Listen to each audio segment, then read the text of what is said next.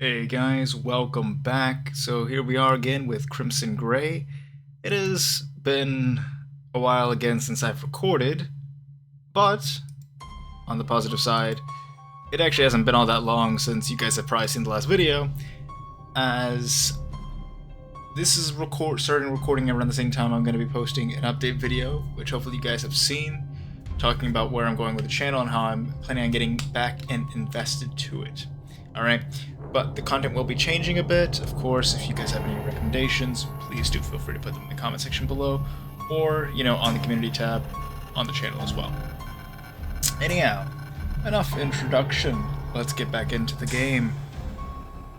When her schedule went unusually well, Lizzie found herself actually somewhat troubled.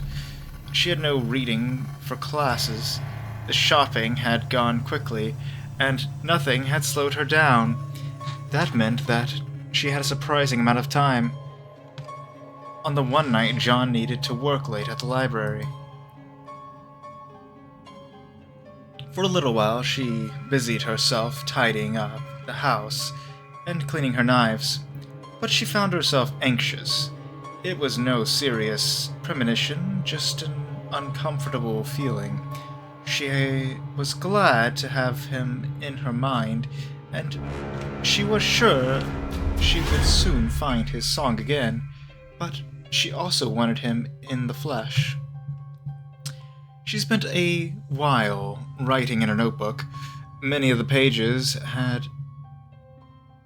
now heavy with ink, mostly plans for worst-case scenarios. If something happened during Francesca's visit, she needed to protect John. But that couldn't hold her attention for long. This was a bad night to be home alone. After chewing on one knuckle for a while, Lizzie decided that she should just go visit John at the library. She pattered across campus, noting how different it was at night.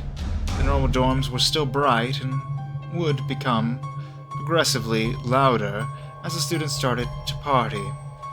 A few were ambling further, likely drunk or stoned.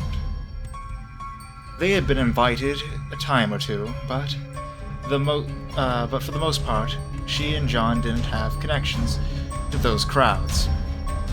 Being together and off campus, even just slightly off campus, set them apart from the other students. Normally, Lizzie never gave the subject a second thought. Now, she found herself resenting their happiness, all of them wasting their time so carelessly while he was working, alone and probably depressed.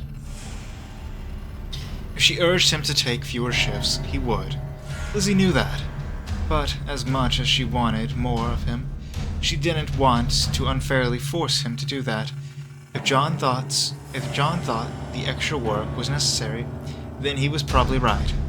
Still, Lizzie's eyes briefly flickered to a couple sprawled over one another in the grass.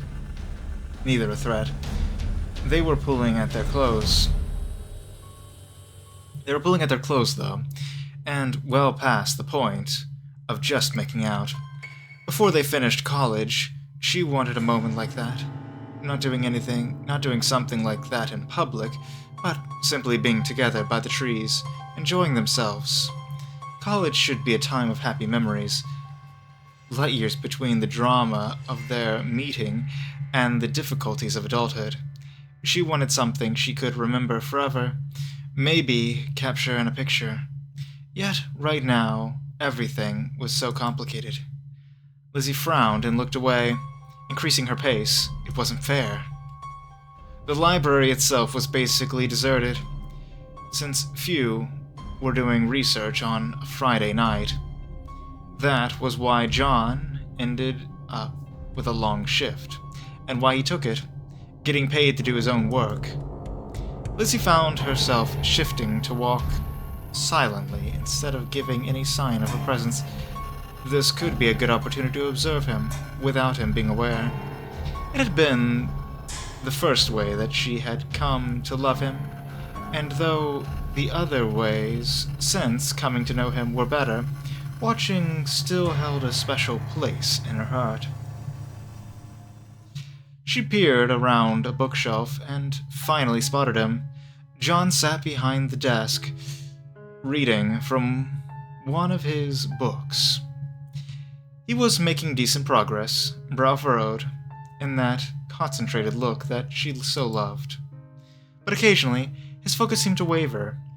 She noticed his eyes grow a little distant, and he had to backtrack on the page.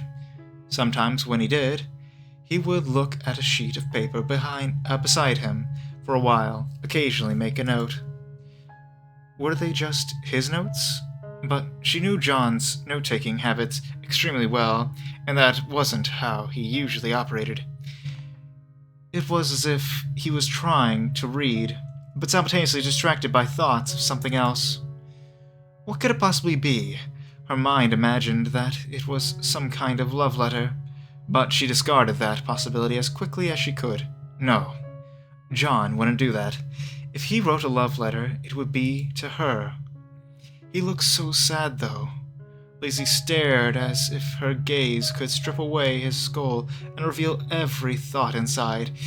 If she just understood him perfectly, she could prevent him from being sad.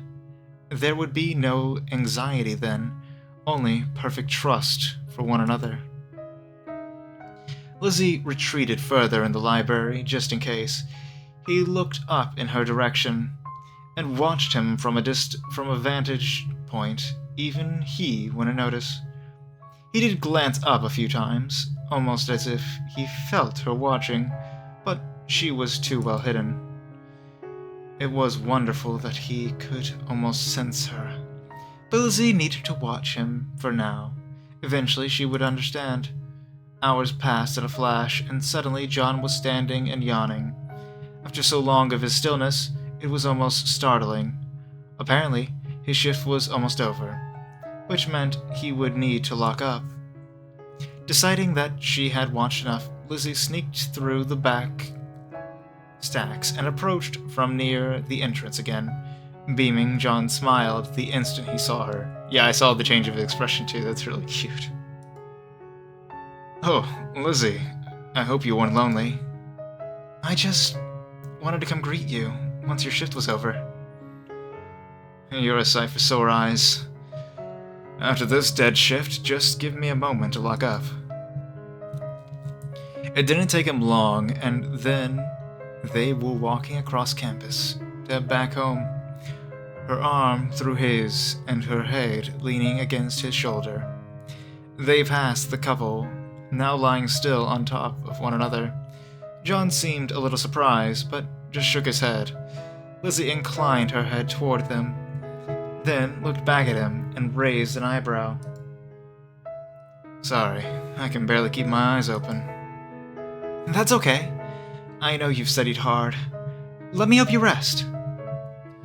When they got home, she quickly took his bag from him to put it away before he could go to the trouble. I guess the trouble of putting the bag away.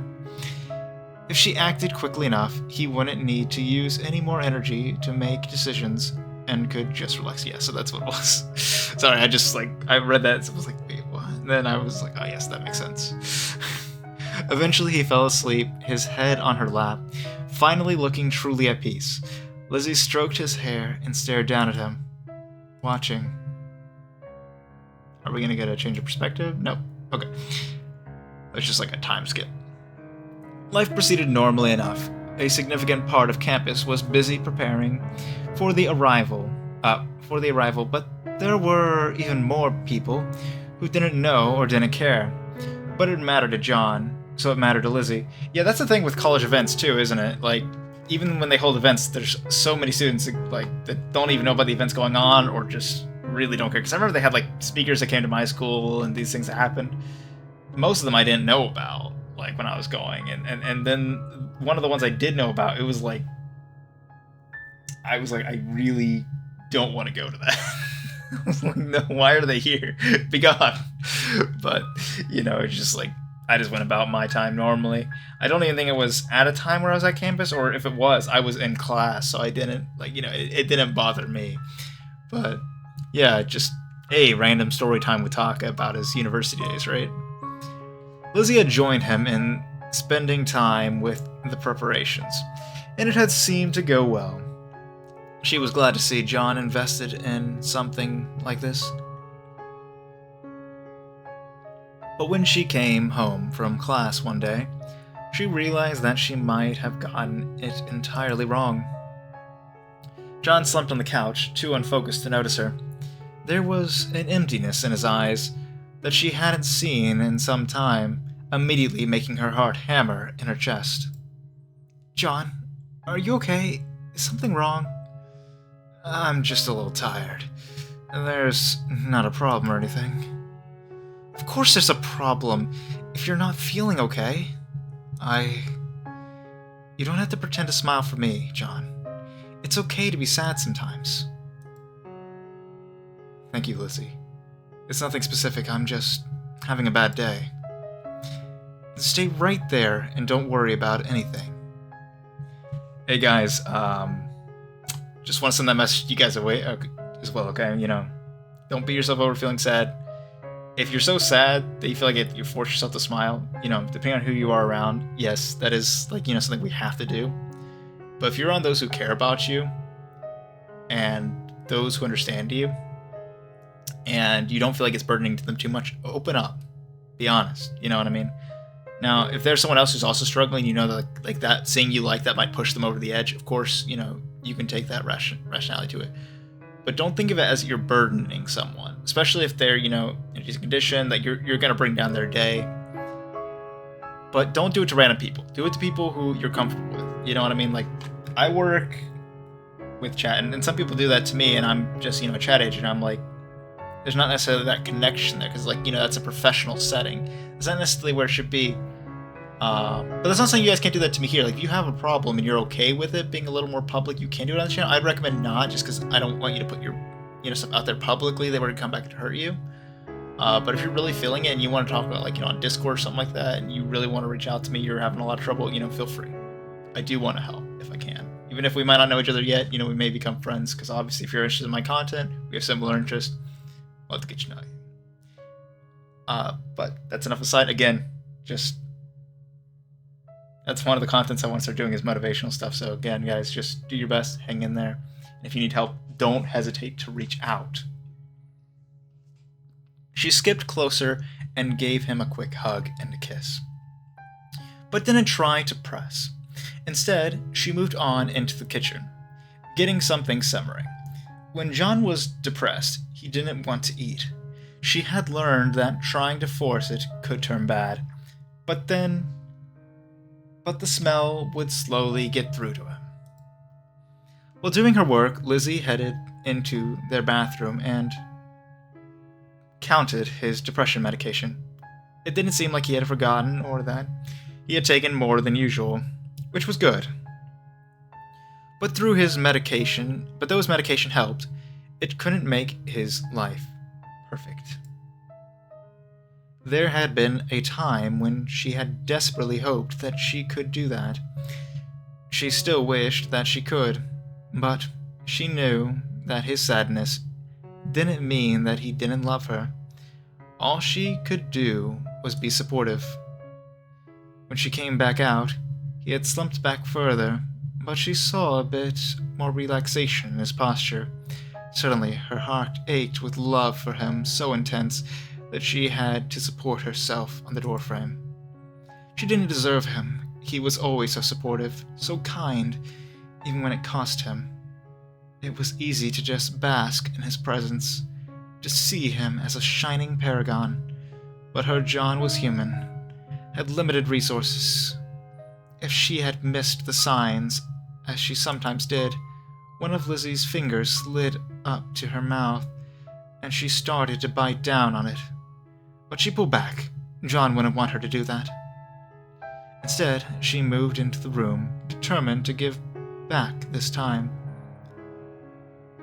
She checked on the soup, then went to sit beside him, just touching his side a little bit, being present without demanding anything of him. John smiled at her, but didn't say anything. It was a quiet smile that faded into sadness, but she loved it too. These incidents always magnified her love for him. She didn't love his depression. I can say words, guys. She didn't love his depression, but when he was like this, he seemed so truly real that she couldn't take her eyes off him. Lizzie restrained herself and just sat supportively. After a time, though, she shifted. Later on, maybe they could eat, but until then... Do you need to talk about anything? I'll be okay. I think I just overextended myself, preparing for Kelsey's visit. Oh, I haven't been pushing you too much, have I? I liked when we worked together before, so... No, I didn't mean that at all. There's just so much to do. But you don't have to do it all, remember? Don't push too hard. You're right. Thanks, Lizzie. Lizzie thought that their conversation had gone well, but she was plagued by doubt. She hadn't noticed this depression incoming, hadn't been able to prevent it. She began going over every interaction in minute detail, wondering where she had neglected something. Lizzie realized that she needed to get out of her head. If she let herself keep thinking that way, she would end up spending the evening developing elaborate plans to kill someone or kidnap John to safety. She needed to do something, but what? Okay, so we can be quietly supportive or talk about issues. Okay, so... I'm a big advocate for communication, right? I believe that if you have issues, problems, it's best to talk them out. But at the same time, this is actual clinical depression we're talking about. So, what's the best angle to go here? Well, I don't think this is a decision that will ruin the game, but I do want to be safe. So I am going to drop a quick save here, okay? And we're going to talk about issues, all right? We're going to do that. Here we go. Lizzie wanted to be supportive, but she knew she couldn't help him if she let herself grow unstable. So she hesitantly began to talk, letting him know about her insecurities. But John didn't have much energy to spare. Oh, it was her issues. I misunderstood. You know, actually, that's a good point to end it. I think I'll actually go back and... Actually, no, let's go through this, see where it goes. And then I'll probably go back and choose the other option. There's only a few minutes left in the video anyway, so this will just be this option, and then we'll go back for the next video and do the other option. He did his best to listen, but as things went on, Lizzie began to tell that he was growing more depressed. She wished she'd decided differently, but it was too late. They stopped talking after a while, and she just held each other on the couch, drifting closer to sleep as exhaustion calmed down. As they fell asleep, Lizzie settled on another thought. The visit might be a good thing, but she would be very glad when it was over. So, again, I misunderstood what it was saying to do. So in the next video, I will be choosing the other option. Wow. Okay, I did not think it was talking about her issues. I thought it was talking about, you know, what issues he might be plagued with, like going a little more detail into that. Or just, you know, their issues together. But, yeah. Again, going back, because, again, I misunderstood. Not necessarily because I made the wrong choice, which I think it was the wrong choice, but because I misunderstood what the choice was about. And yeah, guys, again, thank you guys so much for watching. I love you all, and I'll see you all in the next one. Later.